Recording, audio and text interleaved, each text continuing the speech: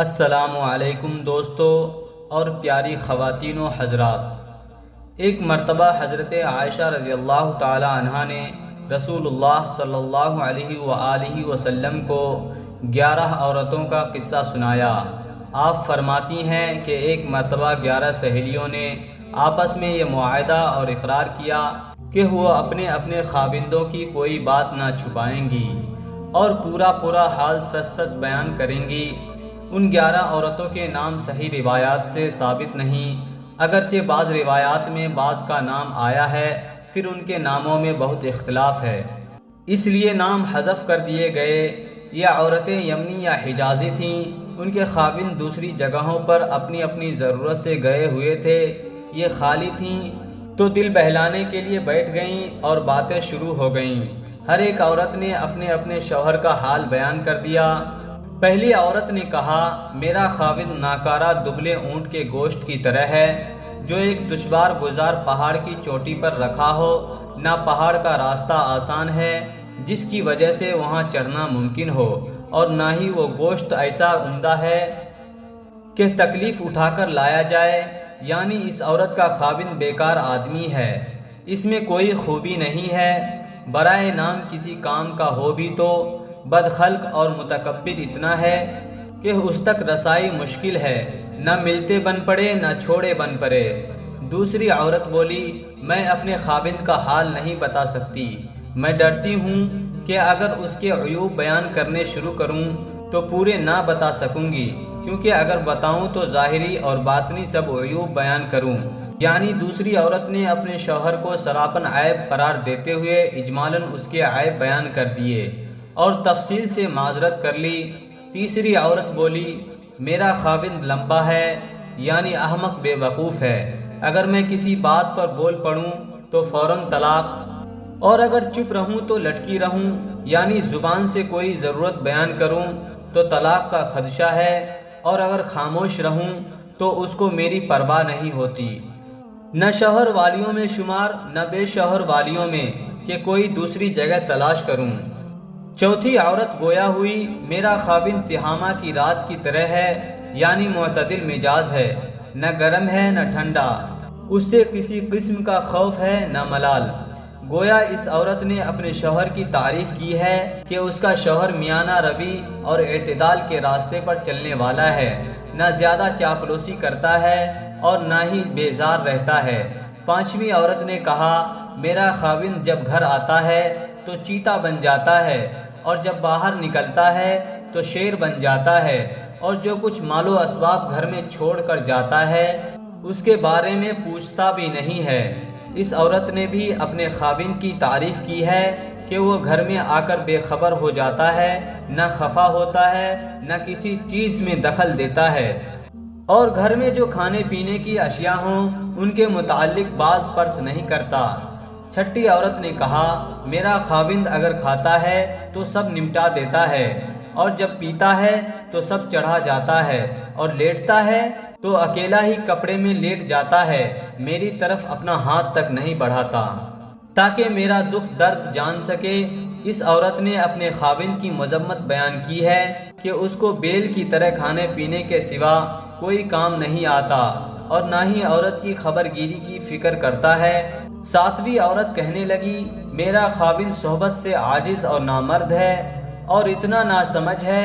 کہ بات بھی نہیں کر سکتا، ہر بیماری اس میں موجود ہے، اور ظالم بھی ایسا ہے کہ میرا سر پھوڑ دے یا جسم زخمی کر دے یا دونوں ہی کر گزرے۔ اس عورت نے بھی اپنے خاوند کی مذمت بیان کی ہے کہ وہ حق زوجیت ادا کرنے سے قاصر ہے،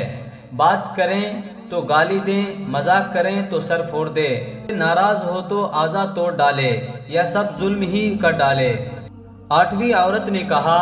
میرا شوہر خوشبو میں زعفران کی طرح مہکتا ہے اور چھونے میں خرگوش کی طرح نرم ہے۔ اس عورت نے اپنے شوہر کی مدح سراہی کی ہے کہ اس کا ظاہر اور باطن دونوں اچھے ہیں، نرم مزاج ہے کہ نام کو غصہ نہیں، نازک بدن اور خوشبودار جسم والا ہے کہ لپٹنے کو دل چاہے۔ نویں عورت کہنے لگی، میرا خاوند اونچے محل والا، اونچے قد والا اور بڑی راکھ والا ہے، اور اس کا مکان دارالمشورہ کے قریب ہے۔ اس عورت نے بھی اپنے شوہر کی اچھائی بیان کی ہے کہ وہ بڑا رئیس اور سخی آدمی ہے، ہر وقت اس کا باورچی خانہ گرم رہتا ہے، اس لیے راکھ بھی بہت نکلتی ہے، معتدل قد و قامت والا سمجھدار انسان ہے، اس لیے اس سے مشورہ کرنے میں رجوع کیا جاتا ہے، گویا اس کا گھر ہی دارالمشورہ بن گیا ہے۔ 10ویں عورت نے کہا، میرے خاوند کا نام مالک ہے، اور مالک کیا خوب ہے، مالک میری تمام تعریفوں سے افضل ہے، اس کے اونٹوں کے بہت شتر خانے ہیں اور کم چراگاہیں ہیں، جب اونٹ باجے کی آواز سنتے ہیں تو اپنے ذبح ہونے کا یقین کر لیتے ہیں۔ اس عورت کے کلام کا ماحصل یہ ہے کہ اس کا خاوند نہایت سخی ہے، مہمانداری کی وجہ سے اونٹ چرنے کا موقع ہی نہیں پاتے اور گھر میں ہی کھڑے کھڑے ذبح کر دیے جاتے ہیں اور مہمانوں کی مہمان نوازی کے لیے پیش کیے جاتے ہیں۔ 11ویں عورت نے بیان کیا، میرے خاوند کا نام ابو ذرا ہے، اور کیا خوب ابو ذرا ہے، اس نے زیورات سے میرے کان جھکا دیے اور کھلا کھلا کے چربی سے میرے بازو بھر دیے اور مجھ کو بہت خوش کیا، چنانچہ میری جان بہت مسرور اور پرمسرت ہے۔ اس نے مجھے بھیڑ بکری والوں میں پایا جو پہاڑ کے کنارے رہتے تھے اور تنگی سے گزر بسر کرتے تھے، سو اس نے مجھے گھوڑے، اونٹ، کھیت اور خرمن کا مالک بنا دیا، یعنی ذلیل و محتاج تھی، اس نے مجھ کو باعزت اور مالدار کر دیا۔ اس پر مزید خوش خلقی یہ ہے کہ میں اس سے بات کرتی ہوں تو وہ مجھ کو برا نہیں کہتا، سوتی ہوں تو صبح کر دیتی ہوں، یعنی کچھ کام کرنا نہیں پڑتا، پیتی ہوں تو سیراب ہو جاتی ہوں۔ یہ ہماری حالت تھی، مزے سے دن گزر رہے تھے کہ ایک روز صبح کے وقت جبکہ دودھ کے برتن بلوئے جا رہے تھے کہ ابو ذرا گھر سے نکلا تو راستہ میں وہ ایک عورت سے ملا جس کے ساتھ چیتے جیسے 2 بچے تھے جو اس کی گود میں 2 اناروں سے کھیل رہے تھے۔ پس وہ ابو ذرا کو کچھ ایسی پسند آئی کہ اس نے مجھے طلاق دے دی اور اس عورت سے نکاح کر لیا۔ ابو ذرا کے مجھے طلاق دینے کے بعد میں نے ایک شریف سردار مرد سے نکاح کیا جو عمدہ گھوڑے کے شہسوار، سپاہ گر اور نیزہ باز ہے، اس نے مجھے بڑی نعمتیں دیں اور ہر قسم کے جانور، اونٹ، گائے، بکری وغیرہ میں سے ایک ایک جوڑا مجھ کو دیا، اور یہ بھی کہا، ذرا خود بھی کھا اور اپنے میکے والوں میں جو بھی چاہے بھیج دے۔ لیکن بات یہ ہے کہ اگر میں اس کی ساری عطاؤں کو جمع کروں جو دوسرے خاوند نے دیا تو وہ سب ابو ذرا کے چھوٹے برتن کے برابر بھی نہ ہوں، یعنی دوسرے خاوند کا احسان پہلے خاوند کے احسان سے نہایت کم ہے۔ ام المؤمنین حضرت عائشہ رضی اللہ عنہا جب رسول اللہ صلی اللہ علیہ وآلہ وسلم کو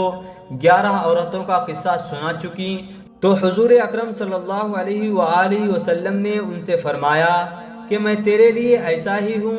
جیسے ذرا کے لیے ابو ذرا تھا، یعنی میں ویسے ہی تیری خاطر کرتا ہوں مگر میں تجھے طلاق نہیں دوں گا۔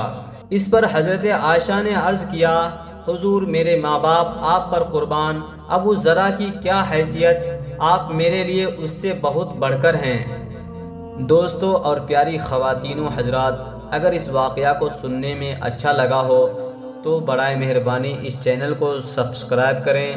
اور ہو سکے تو بیل آئیکن بھی ضرور دبا لیں تاکہ آنے والے ویڈیوز کا نوٹیفیکیشن آپ کو ملتا رہے۔ ویڈیوز سننے کے لیے آپ کا بہت بہت شکریہ۔ جزاکم اللہ خیر الجزا۔